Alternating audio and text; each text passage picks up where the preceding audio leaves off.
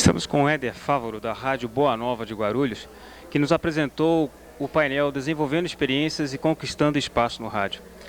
Éder, a partir de que momento a radiofonia tornou-se de suma importância para a divulgação da doutrina espírita? Bom, nós acreditamos que ela se tornou importante desde que se fez veículo de comunicação aceito pela sociedade e pela comunidade. Mas no Espiritismo, de uns 40 anos para cá, começou a haver uma consciência em relação a isso.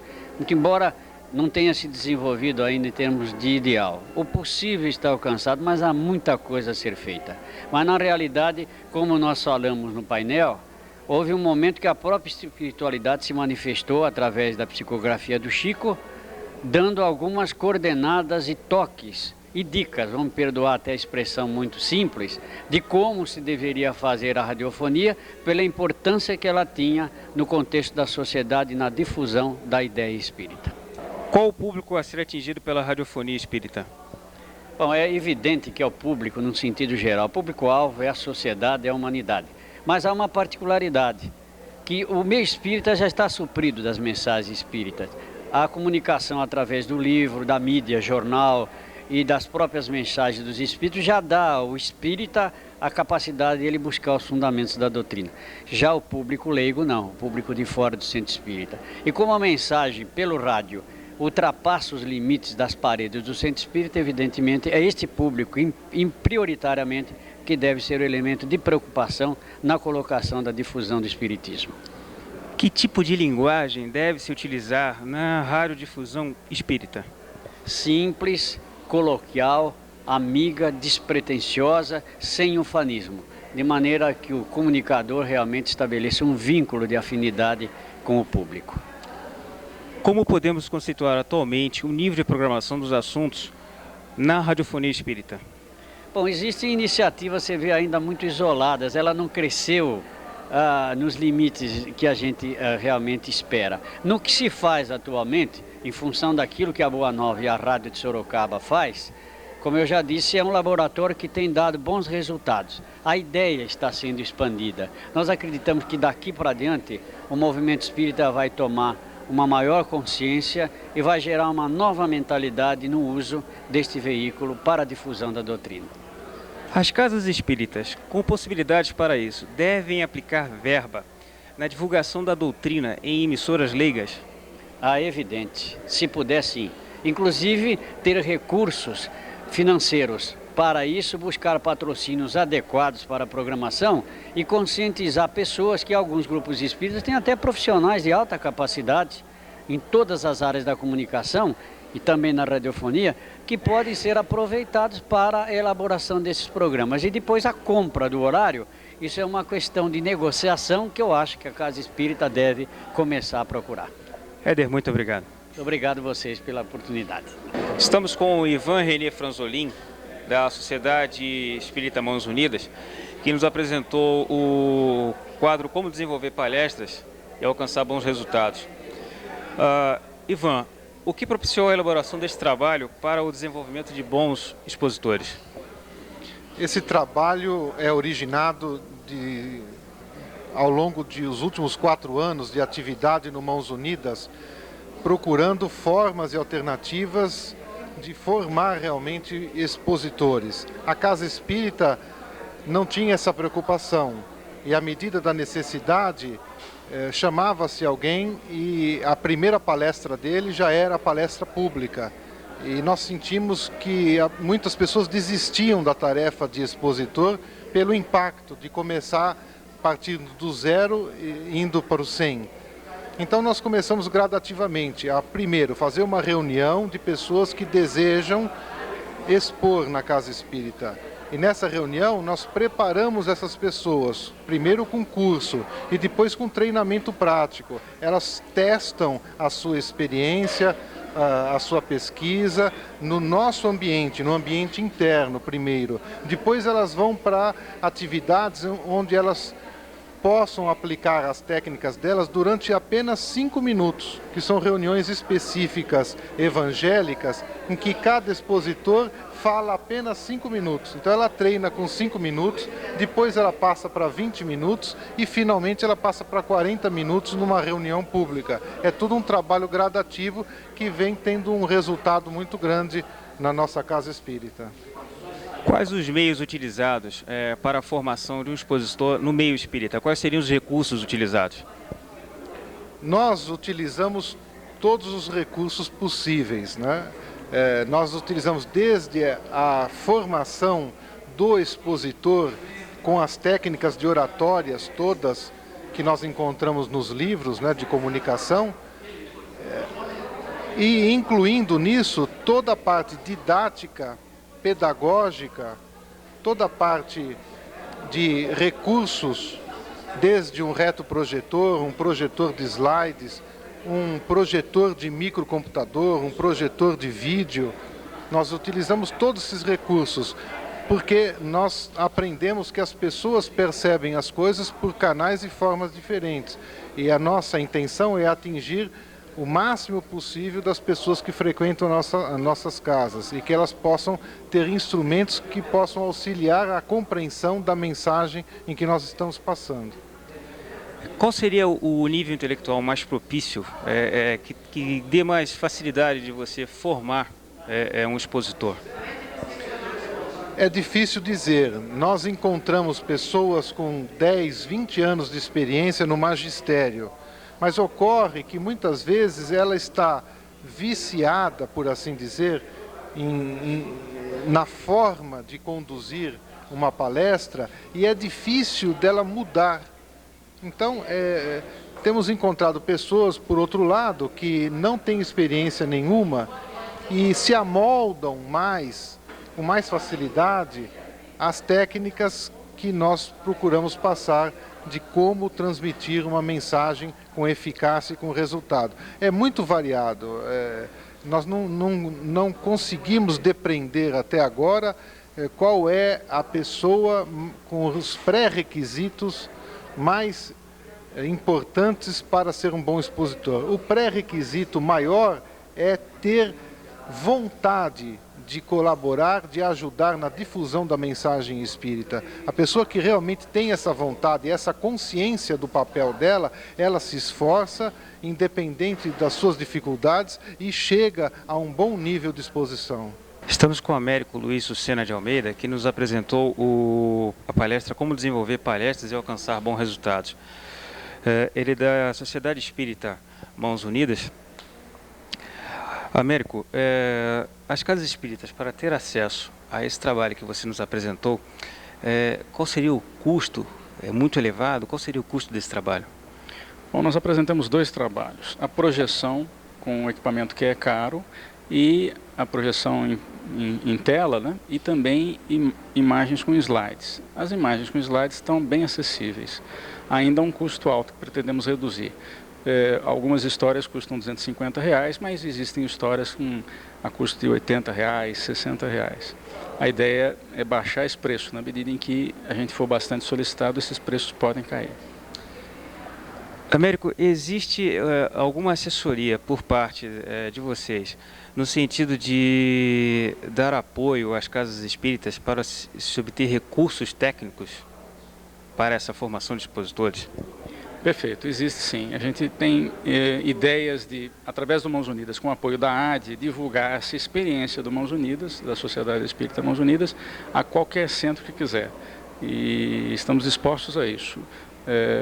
Recomendando algumas coisas em termos de equipamentos, em termos de postura, cursos e treinamento para se melhorar a qualidade das exposições espíritas na casa espírita. A aplicação desse trabalho, no momento, já existe em alguma instituição que fosse possível a apreciação do meio espírita? De fato, já fizemos várias palestras desse tipo, sobretudo aquelas com slides, né? Só do Reencarnação de Sigismundo, nós já fizemos 20 palestras só esse ano. E ela foi reproduzida por outros companheiros que adquiriram história em pontos do Brasil, distantes, né? E também na Europa. Companheiros que estiveram lá divulgando a reencarnação de Sigismundo, que é um tema espírita do livro Missionários à Luz, lá na Europa. Então, já está sendo divulgado nesse nível. Américo, como vem a ser a postura do dirigente espírita quando você faz uma apresentação desse trabalho e essas casas espíritas têm condições de fazer a aquisição de todo esse trabalho, de fazer a aquisição de toda essa gama de informações? Qual a impressão que você tem com relação à resistência oriunda desses dirigentes? Olha, a experiência tem mostrado o seguinte: quando alguém nos convida para mostrar algum trabalho que envolva tecnologia, um pouco de modernidade na casa espírita, a gente vai e faz. E isso costuma vencer grandes resistências dos dirigentes, porque vendo um trabalho de qualidade em que o público aceita bem, não há como fugir às vezes dela. Então, a casa espírita que tem recurso para poder modernizar um pouco mais os seus recursos de apresentação, certamente irá investir nisso se tiver um bom exemplo a seguir. Então nós estamos dispostos a aceitar palestras em todo o nível da casa espírita, toda a convite a gente pode atender, exatamente para despertar isso no dirigente espírita. Até vi porque com o trabalho apresentado aqui não tem como se dobrar ao que foi apresentado, lógico. Eu acho que a AD tem profissionais com experiência suficiente, profissionais não do espiritismo, tem pessoas experientes na sua profissão, que lhe traz às vezes a técnica, a compreensão da tecnologia, para passar isso também para a casa espírita. Então a AD tem essa proposta. Quem não tem a experiência pode se utilizar de recursos que a AD, se não tem, também vai buscar fora, para melhorar a qualidade dos trabalhos junto à casa espírita. Américo, muito obrigado. Estamos com o Jeter Giacomini Filho, da Rádio Boa Nova de Guarulhos, que apresentou-nos hoje o painel Uso e Aplicações da Música no Espiritismo. Jeter, com relação à importância da aplicação da música como veículo na doutrina espírita, como difusor da doutrina espírita, como você vê, qual a importância desse veículo? A importância que eu vejo é total, porque de alguma maneira na difusão doutrinária nós temos enfatizado consideravelmente os aspectos gráficos e impressos e temos de alguma maneira desprezado os meios eletrônicos de uma maneira em geral e sonoros. Estamos acordando agora para toda uma modernidade. Eu acho até que estamos de uma certa maneira defasados. A música como veículo de difusão doutrinária, como elemento, vamos dizer assim, aglutinador, difusor da ideia espírita e do movimento espírita, ele de uma certa maneira precisa ser redescoberto por nós. Descobrimos velhas verdades, na verdade. A aplicação e a música permeia todos os públicos, todos indistintamente. Mas eu acho que, mais do que nunca, ele permeia aquele que é o futuro, que é o jovem, o continuador.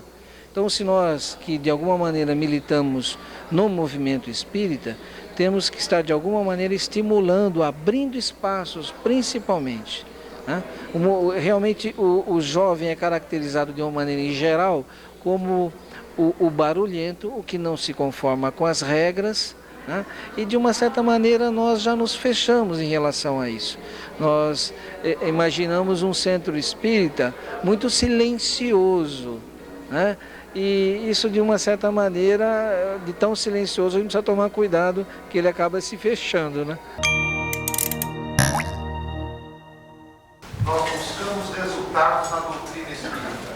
Atrás de resultado nós vemos a palavra qualidade. Atrás de resultado nós temos a palavra utilidade. Atrás de resultado nós temos produtividade. Como ocupar os recursos atuais na casa espírita o melhor possível?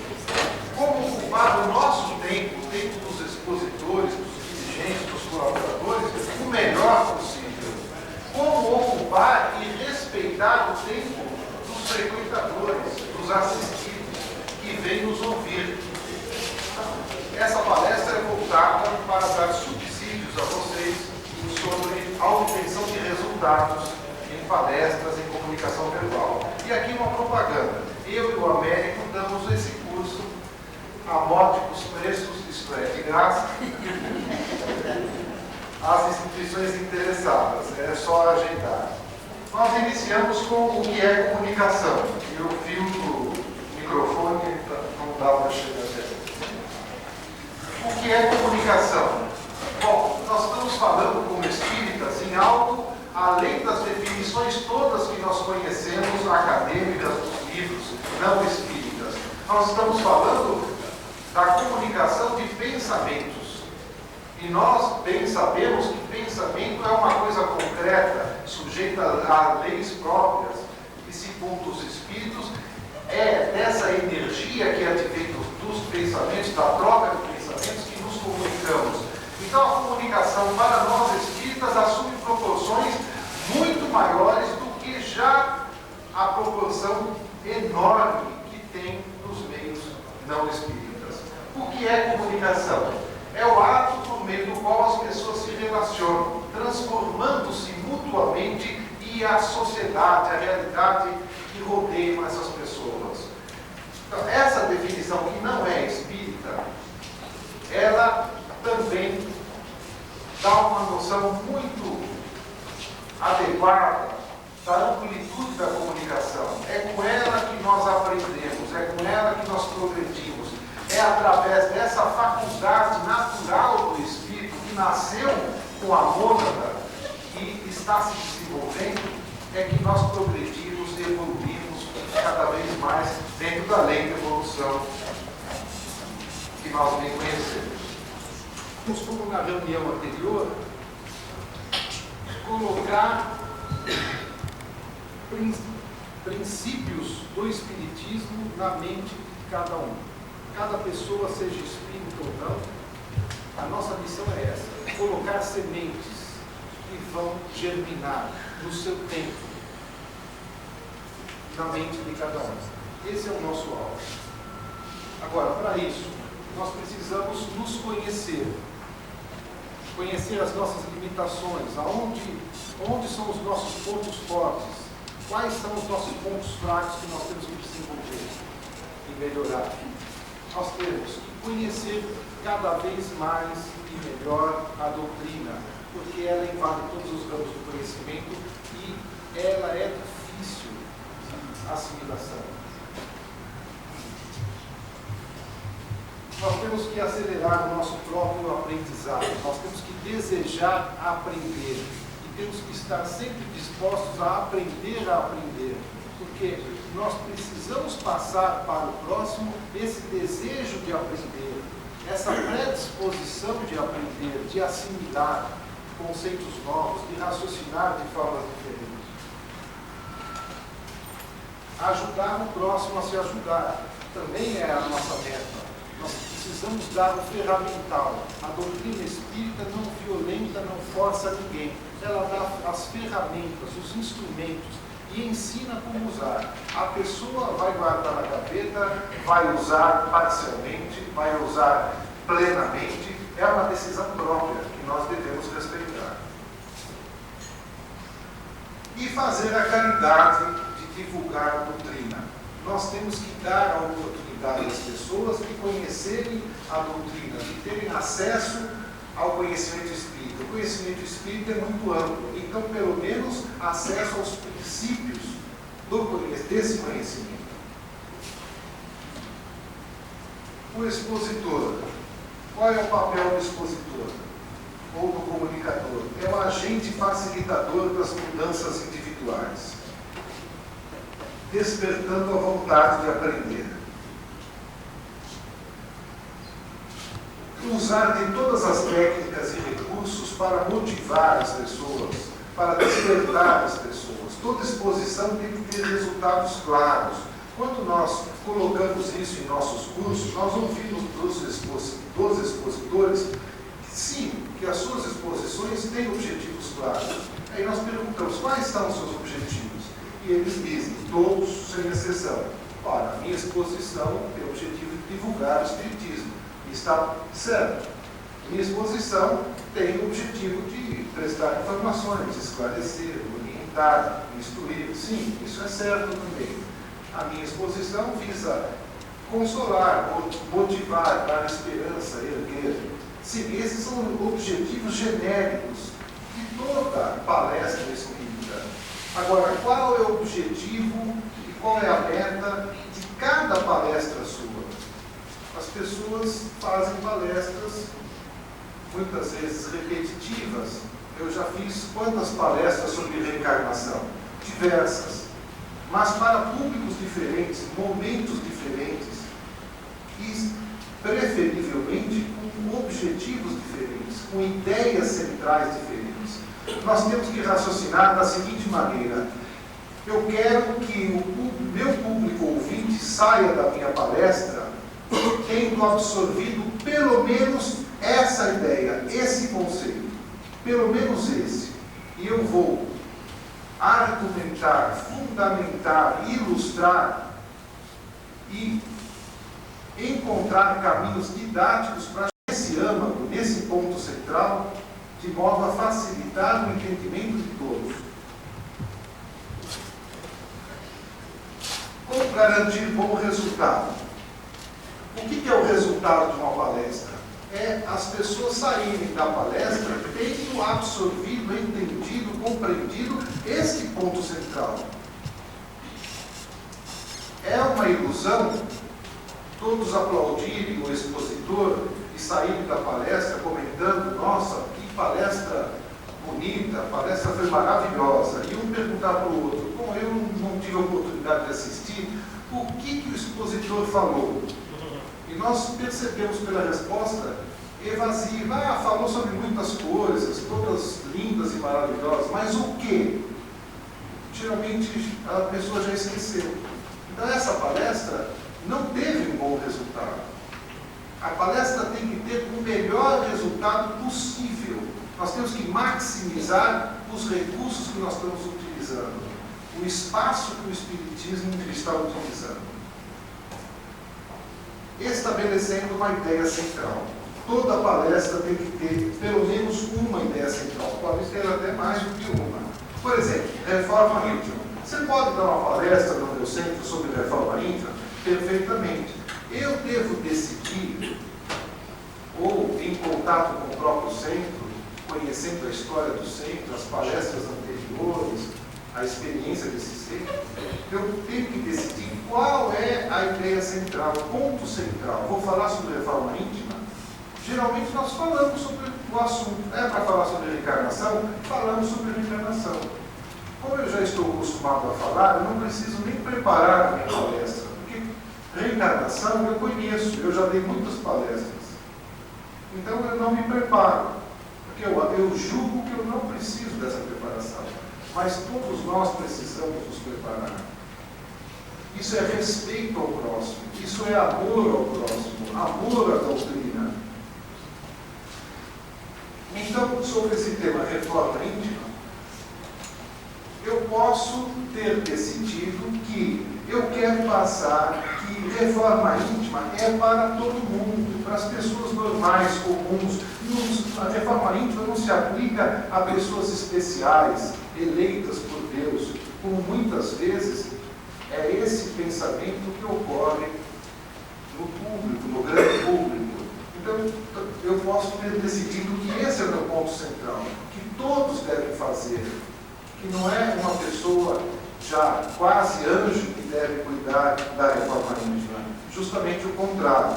Ou, então, eu posso escolher que a reforma íntima deve ser lógica e racional. Existem explicações lógicas e racionais para se fazer o autoaperfeiçoamento. Esse autoaperfeiçoamento, ele é bem fundamentado na lógica e na racionalidade. Ou o ponto central pode ser: é preciso um método, sim, eu vou fazer, decidir, começo hoje. Começa como? Como é que você vai fazer essa reforma íntima? Esse autoaperfeiçoamento? Esse pode ser o ponto central. Dizer que é preciso uma metodologia. Ou então, uma coisa difícil de falar, que tem um preço a pagar. Sim, é tudo as mil maravilhas. Reforma íntima, você vai se melhorar, vai melhorar o próximo, o seu núcleo familiar, a sua comunidade. tranquilidade, tudo vai ser uma maravilha. Não necessariamente. Nós temos um preço a pagar, nós vamos incomodar as pessoas mais próximas a nós. E todos devem ser avisados disso e estarem preparados para isso. Como garantir um bom resultado? Aqui eu coloquei o símbolo de uma estante com livros, que diz que nós temos que estar sempre nos atualizando, estudando, pesquisando e aprofundando, não só na doutrina espírita, mas em todos os ramos do conhecimento. Haja tempo, né?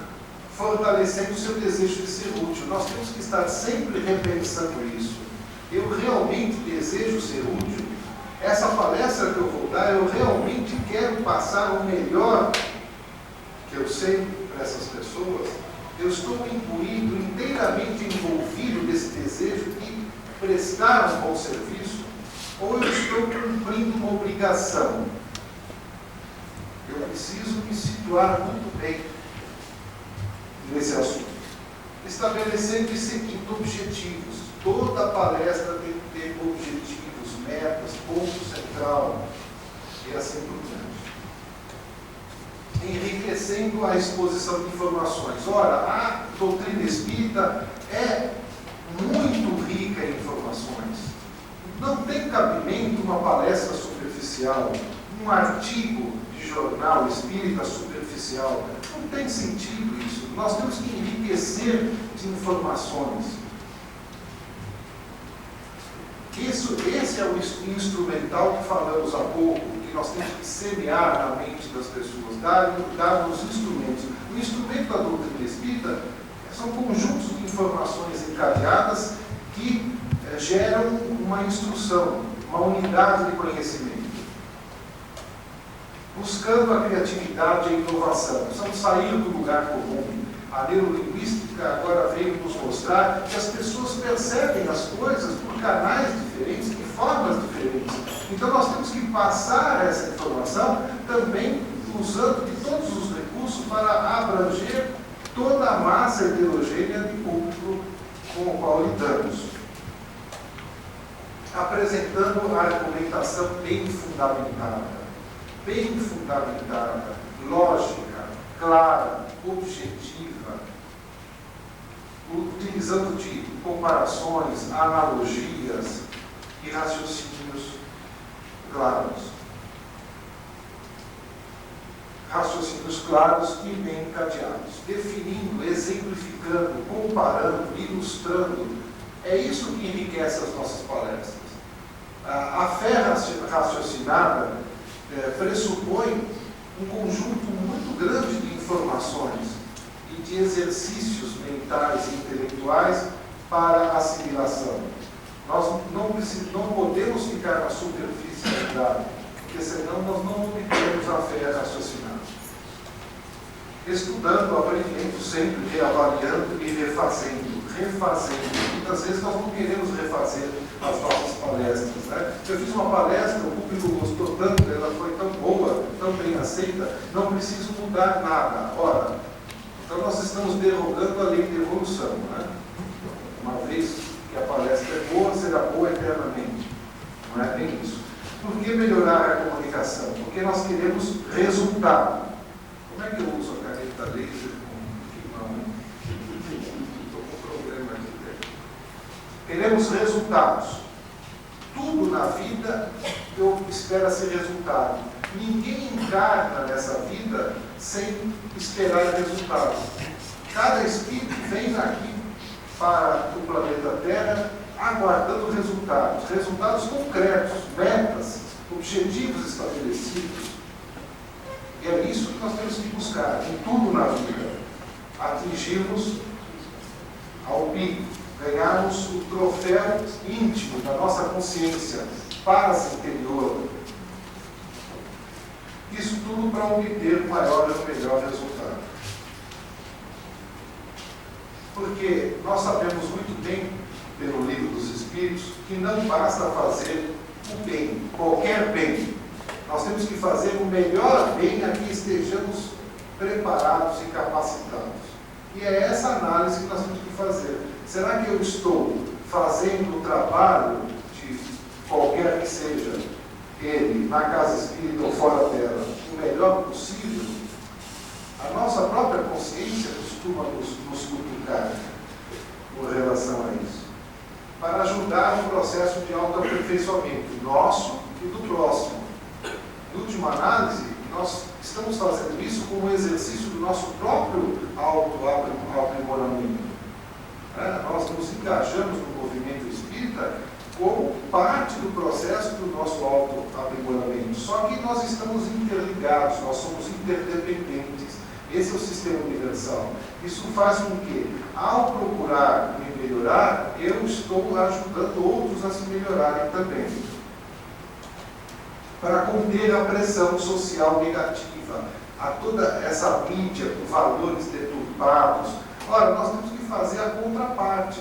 De repente, toda a mídia passam valores, principalmente para as novas mentes encarnadas, infantis e juvenis, passam coisas erradas, confusas. E nós temos que passar o outro lado, dar a oportunidade dessas mentes absorverem os conceitos que nós consideramos corretos ou mais corretos, para ajudar a construir uma sociedade melhor. É para isso que nós estamos também exercendo todo esse trabalho, porque nós queremos o cidadão espírita consciente, participativo da sociedade, ativo, proativo.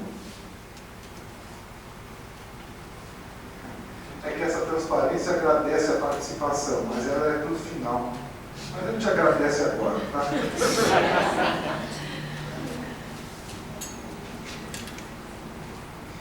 Agora o Américo continua.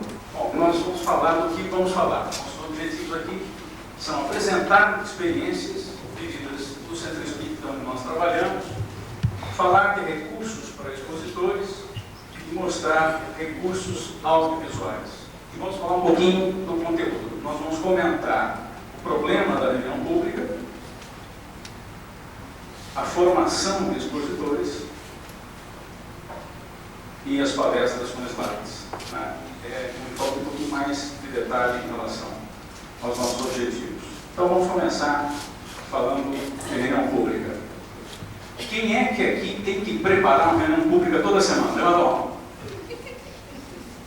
1, 2, 3, 4, 5, 6, 7, 8. Perfeito. Não é um problema? A Casa Espírita tem na reunião pública a sua sala de visitas da doutrina. Então, todos nós temos uma preocupação muito grande, que é chamar o público, vai à nossa casa e ele tem que sair satisfeito dele, porque se ele não sair satisfeito dele, não volta, e não voltando, não se fixa o companheiro na casa e, portanto, não tem trabalhador. Então, todos nós que temos esse problema, temos que enfrentar a reunião pública. Como é que ela deve ser? Quase todo mundo tem esses problemas aqui. Na instituição, há quase sempre uma falta de divulgação, que são dificuldades genéricas que tem não só numa só instituição, não são todos os problemas de uma única instituição, são de várias instituições. Fraca divulgação, mesmo os expositores. Alguém aqui tem na sua casa espírita 10 expositores sobrando? Avisa que a gente vai buscar. Nós não temos uma preocupação, em geral, de formar novos expositores, porque isso demora muito tempo para acontecer. E tem que se começar com grande antecedência. Né? O movimento espírita nem sempre é informado na casa espírita. Nós temos notícias, às vezes, do que acontece no mundo, ali, no bairro que a gente está. Temas polêmicos a gente evita.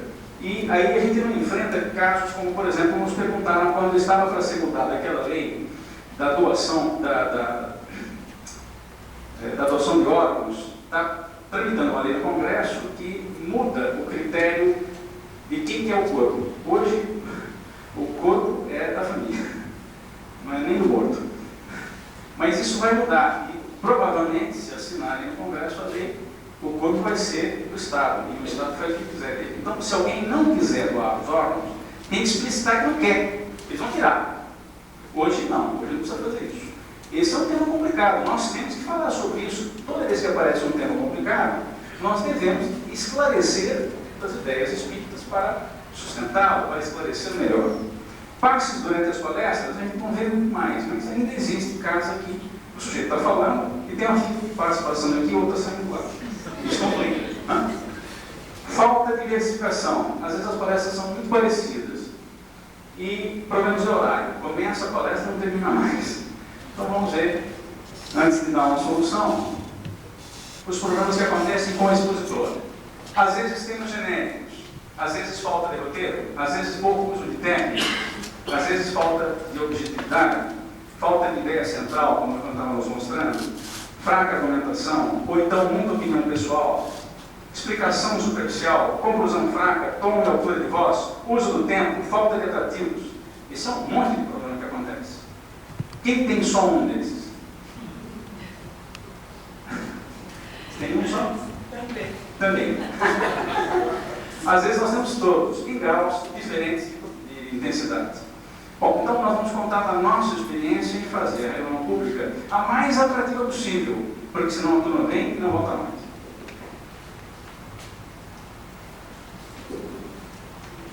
Nós restringimos a duração da reunião pública em 70 minutos. Tem prece inicial, tem palestra de 40 minutos. É pouco. Bom, dizem que depois de 40 minutos a curva de aprendizado cai bastante. Né? E não tem chazinho, cafezinho toda hora na Centro Espírita para dar aquela reanimada. Né? Senão não haja despesa. Então a palestra tem o mínimo possível para o máximo aproveitamento de quem está tendo. Né? Passe, a gente na reunião pública costuma ter, alguns não tem, mas quem tem, nós resolvemos reservar um tempinho, e esse tempo evidentemente depende da quantidade de pessoas que a casa recebe. Depois prece final. Bom, então, a primeira coisa que acontece é a pessoa chegar na casa espírita cantando uma musiquinha, que é aquela que o Jeta falou, cara mesmo, música, luz da oração, do Alexandre Simonetti. Durante anos a gente citou sempre essas músicas. Nós podemos encontrar músicas clássicas bonitas, mas elas não têm tanta quantidade assim. Mas tem muita música de filme muito boa. Se não a música toda, períodos dela. Vocês vão encontrar no disquete que vocês vão receber amanhã uma relação de músicas que nós usamos na nossa casa. Tem em que disco está, de quem que é o arranjo, quem que é a orquestra, qual é o filme, qual é a música, se o tempo todo é suficiente, se dá para gravar a música toda ou se só pedacinhos dela eles são bonitos e que não são muito agitados. Palestras, as casas espíritas fazem muito disso, convidam sempre expositores externos e mantêm um time de expositores na casa. Essa alternância é muito importante. Acredito que todos já fazem isso. Uma outra ideia é fazer palestras do tipo pinga-fogo. Nem sempre é possível fazer isso, porque isso exige um preparo razoável da pessoa enfrentar fogo. Por exemplo, nós lá no Mãos Unidas temos feito um pinga-fogo. Ele não é modesto, ele não está abrindo ainda a palavra franca para todos. A gente pede para eles escreverem francamente. Cada um faz um bilhetinho, a gente pega o bilhetinho, lê, separa as questões. O Ivan tem mais facilidade em uns temas, a gente tem outros, a gente divide um pouco isso aqui. Então, o pinga-fogo pode ser aperfeiçoado. Qualquer hora nós vamos nos sentir preparados para enfrentar qualquer pergunta, aquela absurda, que pode ser, pela experiência que quem expõe, revertida em favor da mensagem da comunicação. Nós pretendemos abrir o pinga-fogo do jeito que o Wilson gosta. Dupla dinâmica que a gente colocou aqui, foi mais ou menos o que nós fizemos aqui com o Ivan. Nós fomos dividindo um espaço que poderia ser feito lá no Centro Espírita, na Casa Espírita, né? Lá na reunião pública. E a gente aprendeu isso com um casal que está presente, o Rubens e o Adelmar, que fazem uma dupla dinâmica sensacional. Os dois falam, um pouquinho cada um, que cada um passa a palavra, como se fosse um ping-pong mesmo, né? E os dois falando. Isso, ora, atrai a plateia para este canto, e ora, para aquele. Isso chama atenção, desperta as pessoas. Nós vamos chegar lá ainda, né? Vamos treinar bastante. Vai ser a dupla dinâmica, Batman e Robin. Estudo de caso, uma experiência que nós fizemos lá, e vocês vão ver com que história nós fizemos esse estudo de caso. O Conte um Conto é uma experiência interessante. Durante o passe, uma vez lendo um livro do Chico, perguntaram, um livro de entrevistas, perguntaram ao Chico, Chico, o que faz durante o passe?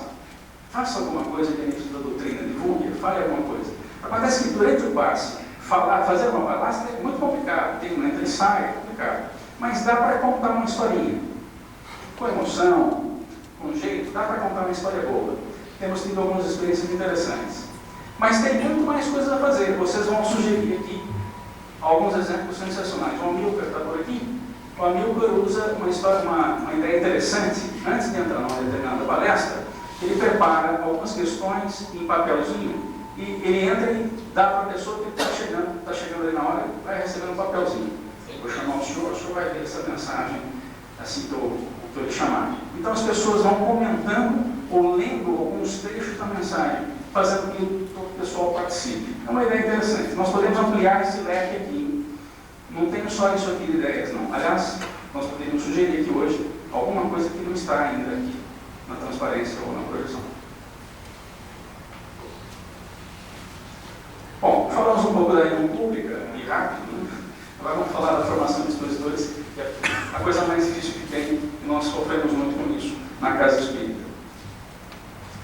Bom, lá nós temos que tem que ter um treinamento inicial com o mínimo de recursos para dizer na comunicação verbal o que se faz, quais são as técnicas. Tem que ter um treinamento inicial com um grupo de pessoas firmada para ir até o fim desse trabalho. E temos que ter uma reunião de trabalho. Essa reunião, que talvez seja o segredo, algumas casas espíritas já fazem, o pessoal do Guadalupe se reúne toda semana para discutir qual vai ser o teor das palestras, qual vai ser o programa. Eles discutem entre os expositores o que vão fazer. Nós estamos começando a fazer isso também com os unidos. Nós estamos preparando aqui sinopses de palestras prontas, de palestras pré-prontas. Vocês vão receber um disquete, vou mostrar rapidamente para quem quiser em detalhe, que o tempo não vai permitir, ainda hoje ou amanhã, nos intervalos, palestras pré-prontas. Ela não é a palestra pronta, não, hein? Vocês vão ter que trabalhar nela e até aperfeiçoá-la. Ela é um roteiro básico que pode ser incrementado por quem? Por vocês mesmos. E depois nós achamos que a melhor forma de aglutinar a experiência hoje é usando o computador. Então, por isso que nasceu a ideia de passar um material que surge aqui na reunião de trabalho e que fique acumulado como experiência para ser distribuído. Sabe quanto custa um disquete? É barato, é R$1. Tá? Não se cobra o trabalho de colocar tudo isso aqui dentro.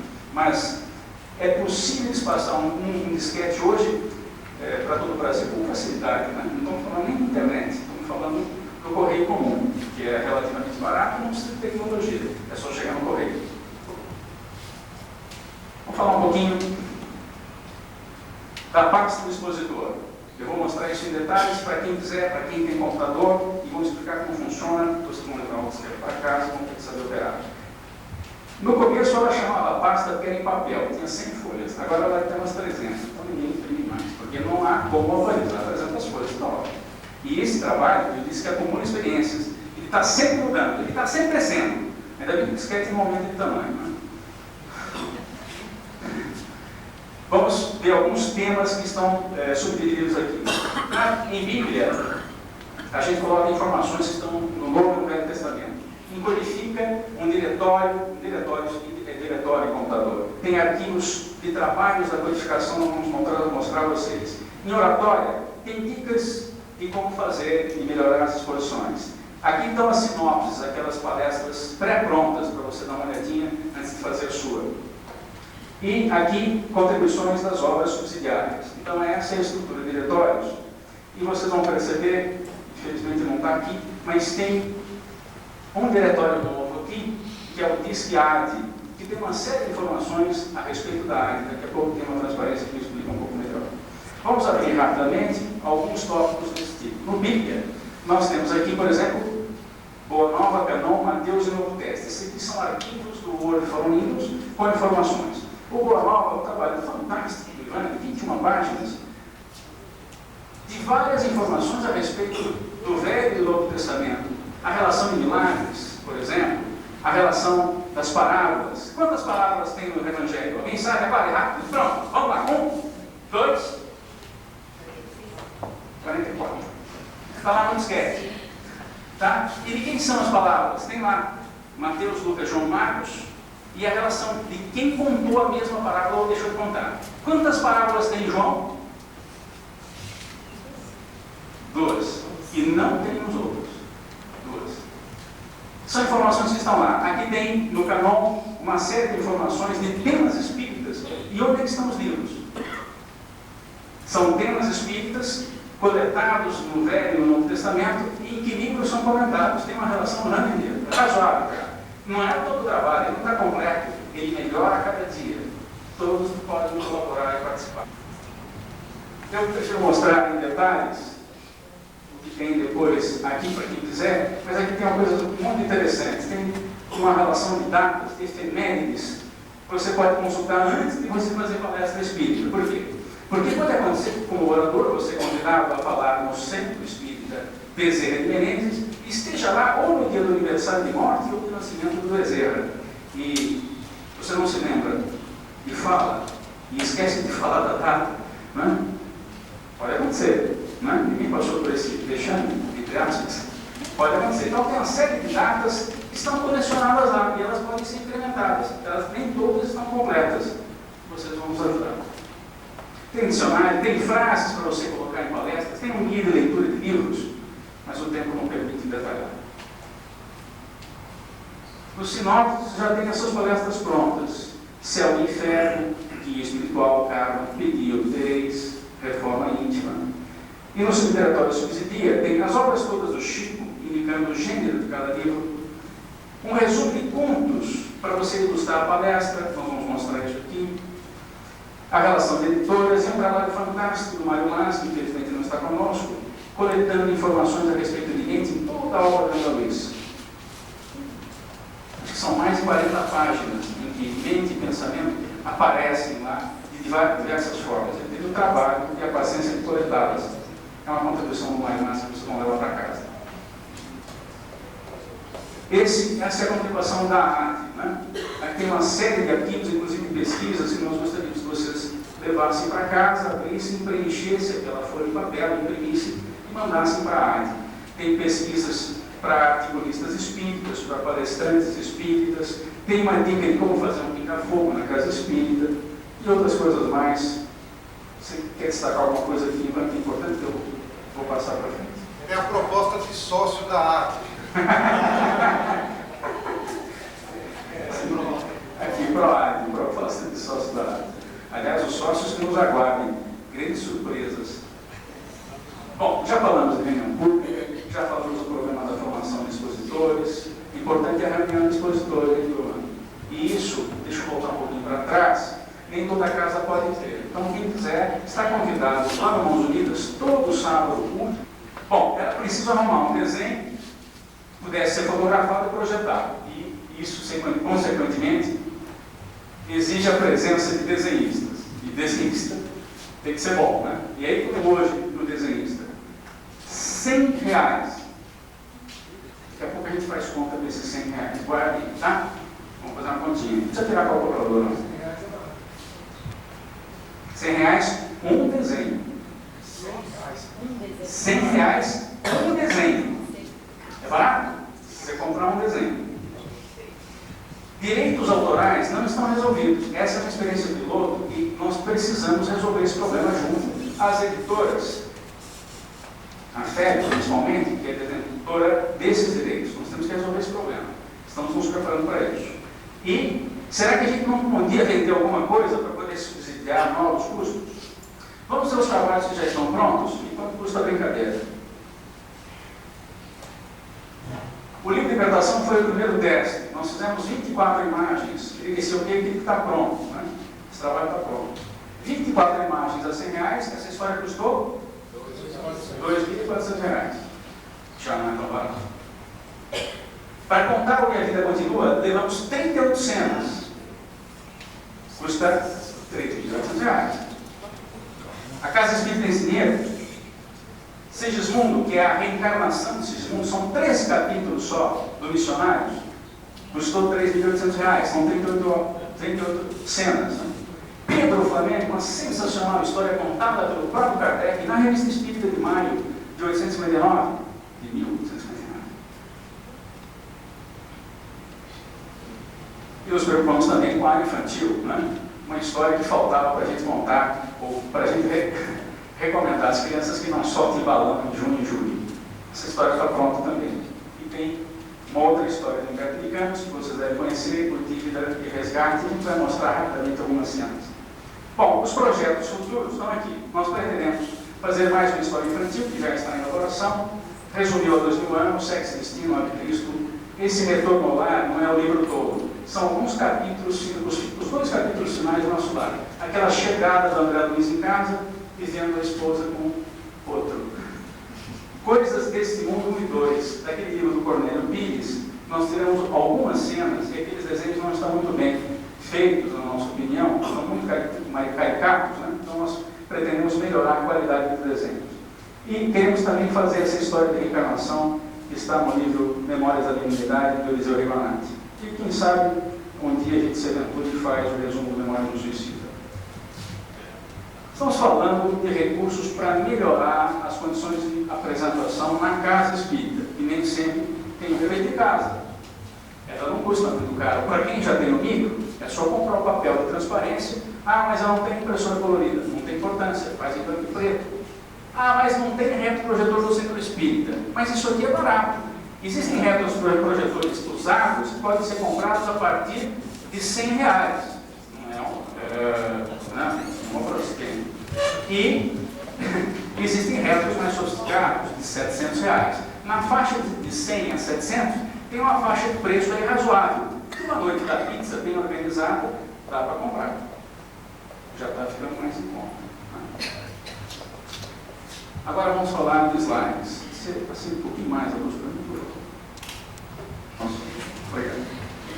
Acho que aqui dispensa fazer isso. Vamos conhecer alguns dos trabalhos dos slides que estão prontos.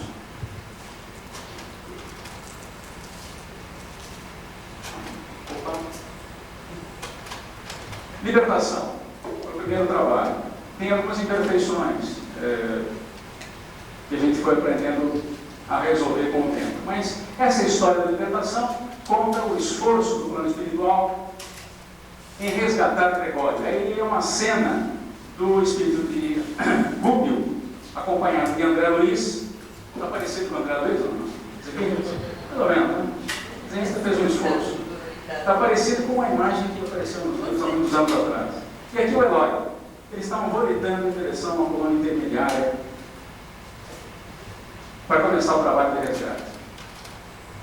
Essa é uma imagem da região inferior, onde eles encontram criaturas estranhas e não são visíveis no primeiro instante. Eles não são percebidos por essas criaturas estranhas. Alguns equipados com lanças, com facas, umas caras muito estranhas. Na região inferior, onde o sol quase não existe. O desenhista deu um exagerado, escureceu muito o ambiente. Até o instante do encontro, olho no olho, face a face com o Gregório, o líder das sombras. Será que o Gregório tem essa cara? Não sei. Mas para a mensagem, para passar para os audiovisuais, não. Para os visuais, não. A mensagem essa pode ser uma imagem para ser usada. Né? Até o instante do resgate final, onde a sua mãe, na encarnação anterior, quando ela era papa, se materializa frente dele, chega a abraçá-la e a partir daí começa a sua regeneração e a entrega de Gregório nas mãos de Gúbio, que sai levitando por aí, que nem um super-homem, levando o nosso amigo para uma reunião ou para um posto de socorro na vida espiritual. Esse foi o primeiro trabalho. Depois, tentamos fazer alguma coisa resumindo um livro que é o Missionários da Luz, o Reencarnação de Sigismundo, que conta a história a partir do instante em que um elevado missionário da espiritualidade pede ao orientador Alexandre e a André Luiz que se preparem para resgatar, ou melhor, para ajudar a reencarnar uma pessoa de conhecimento comum, Sigismundo. Isso é feito no Centro de Preparação de Reencarnação. É desse jeito o Centro de Preparação de Reencarnações? Talvez não seja. Nós vamos conferir depois. O slide que é parecido que eles estão lá na Terra. O desenhista pode estar inspirado ou não. Conversando com alguns deles, eles costumam dizer o seguinte: às vezes eles têm uma boa ideia e conseguem passar para o papel. Pode ser que eles estejam inspirados. Eles não fazem pintura mediúnica. Eles fazem desenho profissional. Mas nada impede de ele estar sensível e se preparar mentalmente para ficar mais sensível, captar melhor a ideia que tem lá do outro lado. O Centro de Preparação de Reencarnação é desse jeito. Não sei, mas diz o André Luiz que é um espaço vastíssimo, com centenas de pessoas trabalhando em desenhos e modelos dos futuros corpos que vão reencarnar. Né? Será que tem computador? Não sei, mas se na Terra tem, se no plano espiritual, na década de 40, quando foi escrito o livro Nosso Lar, tinha ônibus que conectava, e na Terra não tem ainda, não dá para acreditar que na vida espiritual tem que ter computador, ou então tem alguma coisa errada. Se o homem usa hoje essa fantástica ferramenta, será que os espíritos não usam? Pode ser que não seja desse jeito. Né? Aliás, onde é que estava o Bill Gates antes de reencarnar? Nunca fizemos a pergunta a nós mesmos. Ele estava lá. Será que ele não nasceu para fazer alguma coisa aqui, nessa área? Bom, essa é uma visão, por exemplo, de Nosso Lar, como está no livro Cidade no Lei, da Igorina, que Chico diz, que é mais ou menos desse jeito, a cidade espiritual de Nosso Lar, vista de grande altura, uma cidade cercada de muros, circular, na visão dele. Isso aqui representa uma boa ideia da cidade que ele mesmo conheceu quando estava escrevendo o livro. É desse jeito igualzinho? Não sei. Vale a pena? Para os visuais, isso é bom. Ajuda o visual captar a imagem, a ideia, acho que sim, né? Esse é um instante fantástico. Demora 2 horas para fazer um restringimento do corpo de Sigismundo para ele ficar igual ao tamanho de nenê de 9 meses. Ele está no plano espiritual, mas o corpo dele já está preparado. E é assim que ele vai ser entregue à mãe. O livro faz algumas descrições, que inclusive como é a escolha do espermatozoide correto, que tem as características que o Sigismundo precisa ter. Só para lembrar, Sigismundo matou o rival com um tiro no coração. Então o Sigismundo vai nascer com um problema no coração. Né? Então ele escolhe o espermatozoide que tem um cromossomo que dá problema no coração. Então a escolha é feita com a visão de raio-x. André Luiz assiste a escolha do espermatozoide que ganha energia do mentor, né? E ele vai bingo. Esse espermatozoide que precisa fecundar o óvulo.